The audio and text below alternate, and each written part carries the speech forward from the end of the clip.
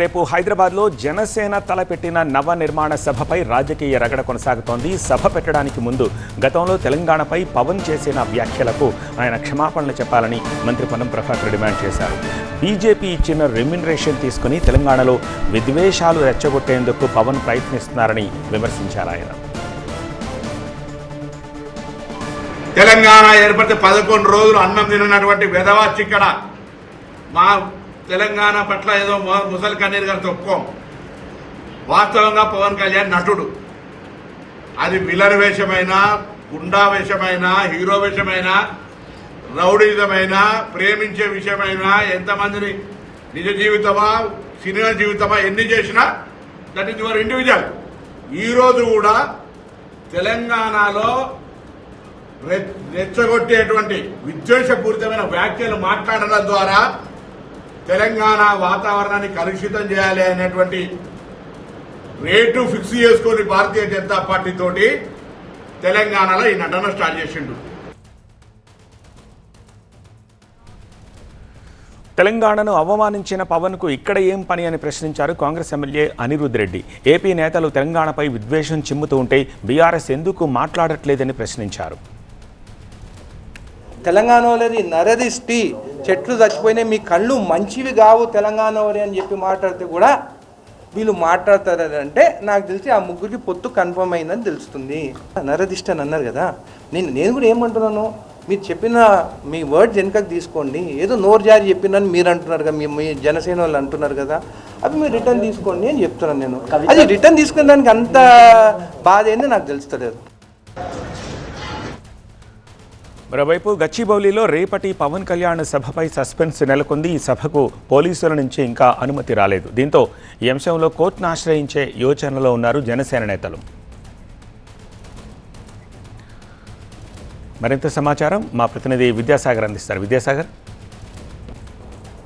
తెలంగాణ ఆవిర్భావ దినోత్సవం రోజున జనసేన నవనిర్మాణ సంకల్ప సభ పేరుతో పవన్ కళ్యాణ్ ముఖ్య నేతలతో సమావేశం కాబోతున్నారు. ఈ సమావేశానికి అనుమతి రాకపోగా ఇటు కాంగ్రెస్ నుంచి పెద్ద ఎత్తున విమర్శలు వినిపిస్తున్న పరిస్థితి కనిపిస్తుంది. ముఖ్యంగా మంత్రి పొన్నం ప్రభాకర్ కావచ్చు, ఇతర నేతలంతా కూడా పవన్ కళ్యాణ్ తెలంగాణకు వచ్చే ముందు ఇక్కడ తెలంగాణ ప్రజలకు క్షమాపణ చెప్పాలని కోరుతున్న నేపథ్యంలో అసలు జనసేన నేతలు దీని మీద ఎలా రియాక్ట్ అవుతారో మనతో మాట్లాడేందుకు తెలంగాణ జనసేన ఇన్ఛార్జ్ శంకర్ గౌడ్ గారు ఉన్నారు. ఏంటి ఇటీవల ఏదైతే తెలంగాణ ప్రజల దిష్టి తగిలి కోనసీమ కొబ్బరి చెట్లు కాలిపోయాయని చెప్పినటువంటి పవన్ కళ్యాణ్ తెలంగాణ ద్వేషి.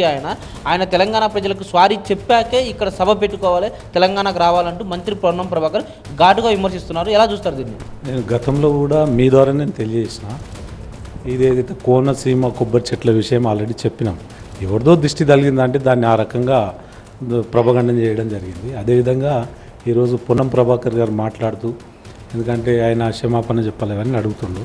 నేను ఒకటే చెప్తా మీకు, 2014లో ఇదే తెలంగాణ గడ్డ మీద పుట్టిన పార్టీ జనసేన. ఆయన కొత్తగా రావడం ఏంది, అనేక సార్లు కొండగట్టుకు ఒక 3-4 టైమ్స్ వెళ్ళడం జరిగింది. కొండగట్టు ఆంజనేయ స్వామి దర్శనానికి పార్టీ పరంగా ఆయన ఆ రోజు మాట్లాడిన విషయాలు గతంలో అనేక సార్లు చెప్పడం జరిగింది, అనేక వేదికల ద్వారా తెలియజేయడం జరిగింది. ఎక్కడ కూడా ప్రజలకు ఇబ్బంది కలగకుండా తెలంగాణ సాధించి తీర్థమని మన తెలంగాణ వాసులు కానీ నాతో సహా ఆ రోజు మేము కూడా పోరాటం చేయడం జరిగింది. నేనేమంటానంటే ఆ అంశం ముగిసిపోయింది. ఆ రోజు అన్న అంశాలు చాలాసార్లు ఆయన వేదికల ద్వారా తెలియజేయడం జరిగింది. అది మళ్ళీ కొత్తగా ఇప్పుడు ఆయన పునర్నిర్మాణ సభ పెట్టగానే ఇప్పుడు మళ్ళీ పొన్నం ప్రభాకర్ గారు కానీ కవిత గారు కానీ మాట్లాడుతారు. ఎందుకంటే భారతదేశంలో, స్వతంత్ర భారతదేశంలో రాజ్యాంగం ఇచ్చిన హక్కు ఎవరైనా ఎక్కడన్నా పోటీ చేయొచ్చు, ఎవరైనా ఏ పార్టీలన్నా ఉండొచ్చు.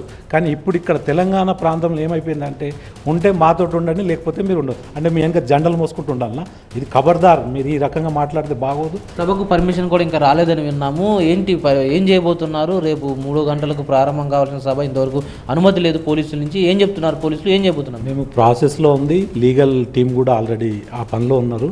అవసరమైతే మేము కోర్టు ద్వారా మేము న్యాయ వ్యవస్థ నుంచి కోర్టు ద్వారా మేము పర్మిషన్ తీసుకోవడం జరుగుతుంది. అది రాష్ట్రంలో యువతకు అవకాశాలు ఇచ్చేందుకు జనసేనను ఫుల్ యాక్టివ్ మోడ్లోకి తీసుకెళ్లేందుకే పవన్ కళ్యాణ్ రేపు నవనిర్మాణ సంకల్ప సభను తెలంగాణలో పెట్టబోతున్నారు. అయితే అధికార పార్టీ నుంచి కావచ్చు, మిగతా వాళ్ళు కావచ్చు, కావాలని ఒక వ్యక్తిని టార్గెట్ చేయడం సబబు కాదు. రాజ్యాంగం ప్రకారము ఎవరు ఎక్కడైనా సభలు పెట్టుకోవచ్చు. ముఖ్యంగా తెలంగాణ వారి కోసం ముందు నుంచి కూడా పవన్ కళ్యాణ్ ఆలోచిస్తూ ఉన్నారు. ఎన్నో సేవా కార్యక్రమాలు కూడా ఇక్కడ చేశారు. కాబట్టి డెఫినెట్గా ఎవరైతే విమర్శలు చేస్తున్నారో ఒక్కసారి వాళ్ళు వెనక్కి తిరిగి చూసుకోవాలి తప్ప ఇలా డైరెక్ట్గా వ్యక్తిని టార్గెట్ చేయడం కరెక్ట్ కాదంటూ కూడా తెలంగాణ జనసేన ఇన్ఛార్జ్ శంకర్ గౌడ్ చెప్తున్నారు. కెమెరామెన్ అంజితో విద్యాసాగర్, TV9 హైదరాబాద్.